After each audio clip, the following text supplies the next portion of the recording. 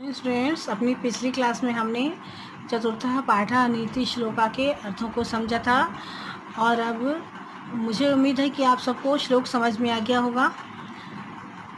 और हम अब एक वाक्य अनुद्रम लिखकर तो इन प्रश्नों के उत्तर लिखेंगे और समझेंगे। पहला क है अजीर्णे विषम किम। अजीर्ण का मतलब ये होता है कि जिसने पहले से ही जिसका पेट खराब हो, है ना। तो ऐसा व्यक्ति जिसका पेट पहले ही से ही खराब हो, जिसका भोजन पच ना रहा हो, तो उसके लिए जो भोजन है वो विष के समान है। तो अजीर्णे विषम भोजनम, ठीक है।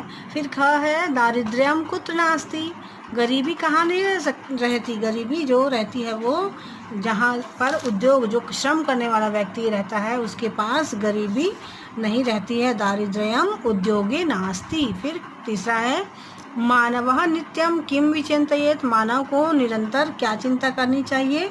मनुष्य को हमेशा ये चिंता करनी चाहिए कि मुझ में कौन सी दुर्बलता है, कौन सी गलती, कौन सी बुराई, कौन सी आसक्ति है और वह कौन सी वस्तु है जो पतनशील नहीं है ना। तो ऐसी जो गुण है वो मुझ में होना चाहिए जिनका पतन नहीं हो सकता। सच्चाई का गुण, है ना, अच्छाई का गुण। और मुझ में दोष कहाँ से आते हैं। ये हमेशा का जो मनुष्य चिंतन करता रहेगा उसके अंदर बुराई कभी भी नहीं आ सकती। तो मानवा नित्यम एव विचिंतयेत यत् किम छिद्रो को न संगु में किम वास्तविनी पातितम कुतो ममाश्रयेद दोषः। ये सब बातें जो है मनुष्य को हमेशा चिंतन करना चाहिए। गुणेषु कः करणीयः। गुणों के लिए क्या करना चाहिए। गुणों के लिए प्रयत्न करना चाहिए। गुणेषु यत्नः करणीयम्। गुण के लिए हमको प्रयत्न करना है तभी गुण आएंगे। बिना प्रयत्न के गुण हमारे अंदर नहीं आ सकते।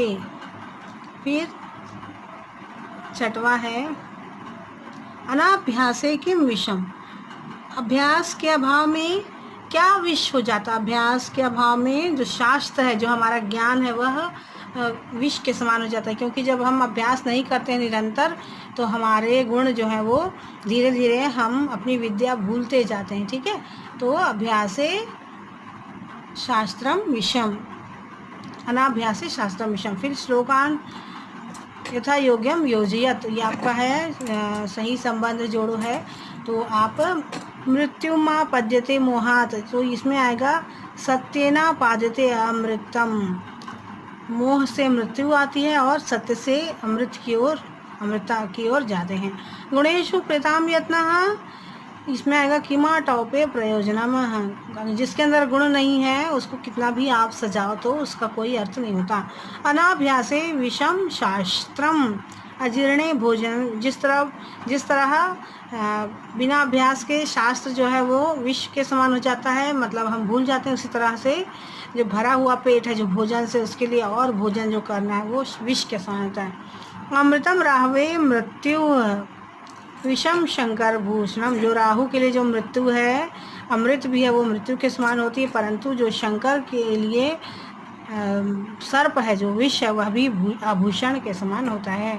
उद्योगे नास्ति दारिद्र्यम जपतो नास्ति पातकम। जो मेहनती है उसके लिए उसके दरिद्रता जो है उसके पास नहीं आ सकती। और जपत, जो हमेशा भगवान का नाम लेता है, उसके पास पाप जो है वो फटक नहीं सकता।